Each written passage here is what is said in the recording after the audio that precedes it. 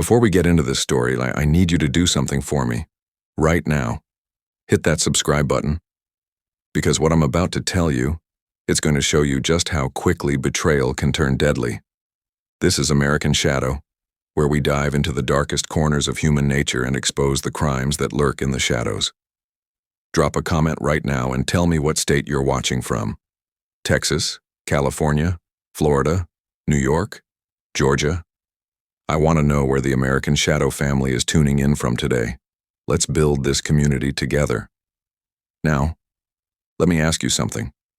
Have you ever sent a text message to the wrong person? Maybe you complained about your boss and accidentally sent it to your boss. Maybe you were talking about someone and sent it directly to them. Embarrassing, right? Awkward, but not deadly. But what if you sent a text message about your affair to your spouse instead of your lover? What if that one mistake, that one moment of carelessness, exposed a secret that would lead to murder? That's exactly what happened to Jamal Rivers and his wife Monique. One text message, one mistake, and 3 days later, 2 people were dead. This is their story, and it will haunt you. Jamal Rivers was 34 years old, living in Houston, Texas. He worked as an IT manager for a tech company downtown. Tall, well-built, covered in tattoos that represented his journey. A full sleeve of tech-themed designs on his right arm, circuit boards, binary code, digital patterns. On his left forearm, he had his wedding date with Monique tattooed in Roman numerals. Jamal and Monique had been married for 9 years. High school sweethearts. They got together when they were 17, got married at 25, and everyone thought they were perfect together. The couple that would make it. The couple that would beat the odds. Monique was 32, working as a nurse at a hospital in Houston. She was beautiful, strong, dedicated. She had delicate rose tattoos running down her spine and a quote on her shoulder that said fearless. She'd always been the rock in their relationship, the stable one, the one who held everything together. They had a nice house in the suburbs, 2 cars, good jobs. No kids yet, but they'd talked about starting a family soon. From the outside, everything looked perfect. But inside, their marriage was dying. Slowly, quietly. Neither of them wanted to admit it. But the spark was gone. They were roommates, more than lovers. Going through the motions. Existing side by side but not really connecting anymore. Jamal worked long hours. Monique worked night shifts. They barely saw each other. And when they did, they had nothing to talk about. No shared interests. No intimacy. No passion. They were both lonely. Both unfulfilled. Both looking for something. Anything. To make them feel alive again. And that's when they both made the same mistake. They both started affairs. Jamal's affair started first, in March of 2023. Her name was Amber Johnson. She was 29, working as a graphic designer at Jamal's company. She was creative, funny, easy to talk to. Everything Monique used to be before life and work and routine had drained the life out of their marriage. It started innocently enough. Coffee breaks, lunch meetings, late nights working on projects together. But then, it became more. Flirting, touching, secret glances across the office. One night, after everyone else had gone home, Jamal and Amber were alone in the office, and they crossed the line. It happened fast, passionate, urgent, like they'd both been holding back for months and finally let go. After that night, they couldn't stop. They'd meet at hotels during lunch breaks, at her apartment after work, anywhere they could steal a few hours together. Jamal felt alive again, excited, desired. He knew it was wrong, knew he was betraying Monique, but he couldn't stop, didn't want to stop.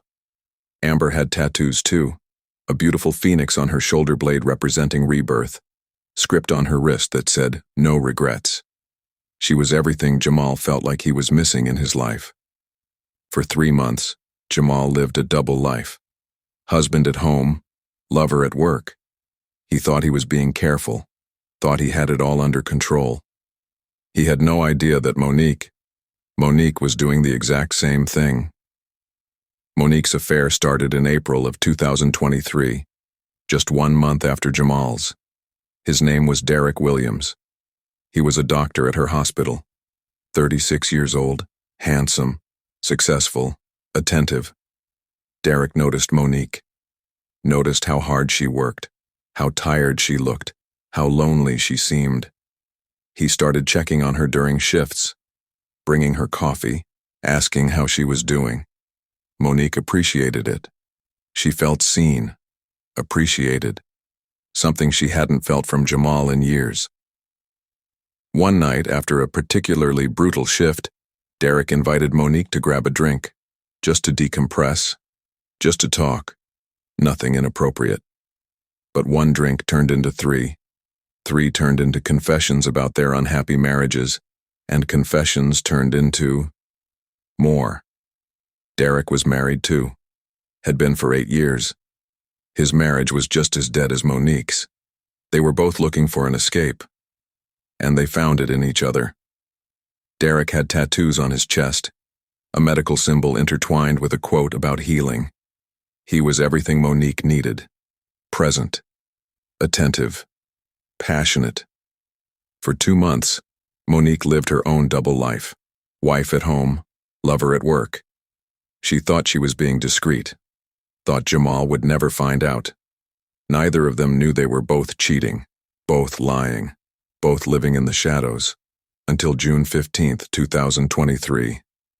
The day everything exploded. It was a Thursday morning. Jamal was getting ready for work, running late, stressed. He grabbed his phone, typed out a quick text to Amber. "Can't wait to see you tonight. Meet me at the usual place at 7. I need you." He hit send, put his phone in his pocket, grabbed his keys, and left for work. But there was a problem, a big problem. In his rush, Jamal hadn't sent that text to Amber. He'd sent it to Monique. Monique was at home, just waking up after working a night shift. She heard her phone buzz, picked it up, read the message. At first, she didn't understand. "Can't wait to see you tonight. I need you." What was Jamal talking about? They hadn't made plans. They barely even spoke anymore. And then, it hit her. The usual place. This wasn't meant for her. This was meant for someone else. Monique felt like she'd been punched in the stomach, like all the air had left her lungs. Jamal was cheating. Her husband, the man she'd been with since she was 17, the man who had her wedding date tattooed on his arm, he was cheating on her. She read the message again, and again, and again, her hands shaking, her heart racing, rage building inside her like a fire. But then, she stopped, took a breath, and realized something. She was cheating too. She had no right to be angry, no right to judge. She was doing the exact same thing, but somehow, that made it worse. Because now she realized their marriage wasn't just dying, it was already dead. They were both so unhappy, so disconnected, that they'd both sought comfort in other people's arms. Monique didn't confront Jamal. Not yet. Instead, she decided to follow him, to see who this other woman was, to confirm what she already knew. That evening, at 6:45, Monique followed Jamal's car from their house. He didn't notice. He was too focused on getting to Amber, too excited about seeing her. Jamal drove to a hotel on the outskirts of Houston, the same hotel he'd been meeting Amber at for months, the usual place. Monique parked across the street and watched as Jamal walked into the hotel, watched as, 10 minutes later, a woman walked in after him. Young, beautiful, confident. Monique felt sick, felt betrayed, felt hypocritical, because she was literally doing the same thing with Derek. She sat in her car for 2 hours, waiting, thinking, trying to figure out what to do. Should she confront him? Should she confess her own affair? Should she just file for divorce and end this nightmare? At 9 p.m., Jamal walked out of the hotel, alone, looking satisfied, looking happy. looking like a man who had everything he wanted. Monique wanted to scream, wanted to run over to him and expose everything, but she didn't. She just drove home, got there before he did, pretended she'd been there all evening. When Jamal walked in, Monique was sitting on the couch, waiting. "We need to talk," she said. Jamal's face went white. He knew. Somehow he knew she knew. "About what?" He tried to play it off. "About the text you sent me this morning, the one that was meant for someone else." Jamal closed his eyes. His worst nightmare was coming true. "Monique, I can explain." "Don't. Just don't. I don't want to hear excuses. I don't want to hear apologies. I just want the truth."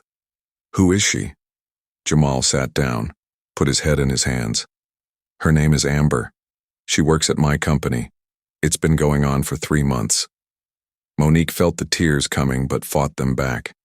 "Do you love her?" I don't know. I'm confused. Our marriage, it hasn't been good for a long time, Monique. You know that. So that's your excuse? Our marriage is struggling, so you cheat?" Jamal looked up at her, and something in his expression changed. "Don't act like you're innocent in all this. You're never home. You work all the time. You don't even look at me anymore. When was the last time we had a real conversation? When was the last time you touched me? That doesn't justify cheating." "Then what about you, Monique?" Monique froze. "What about me?"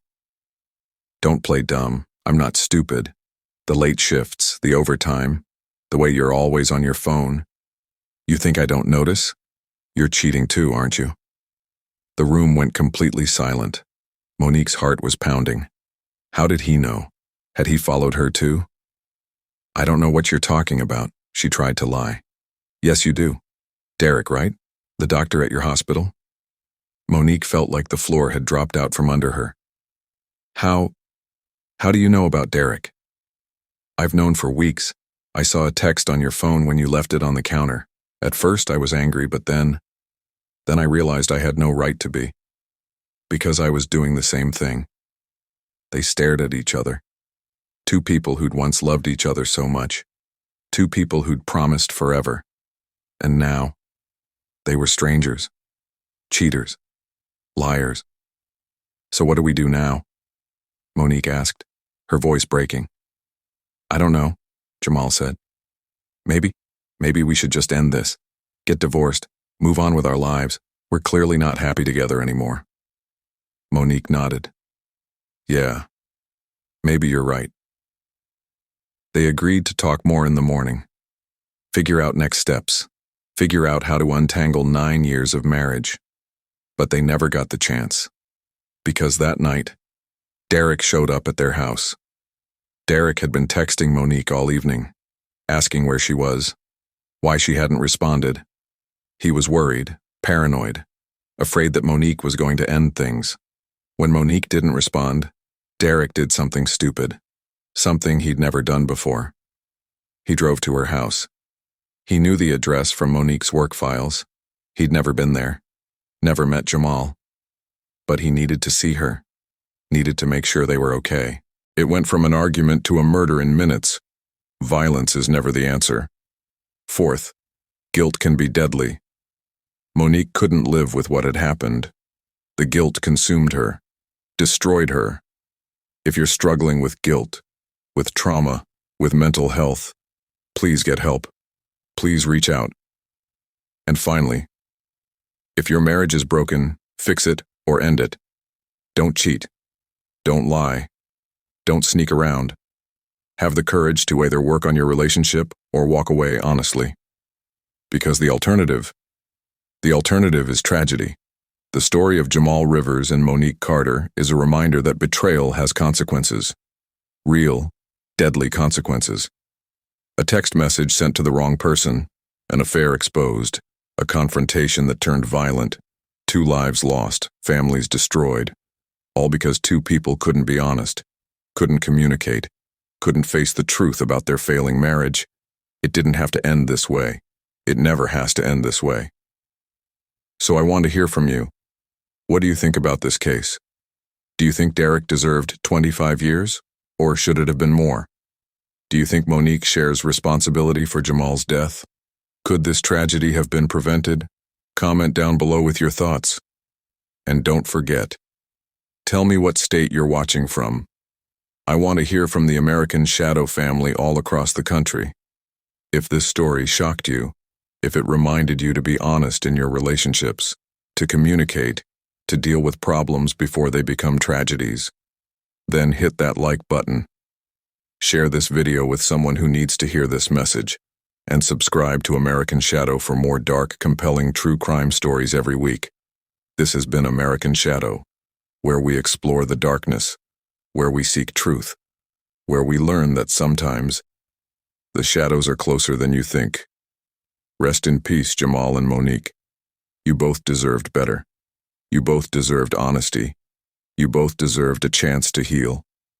Until next time, stay honest, stay faithful, and remember, one mistake can change everything.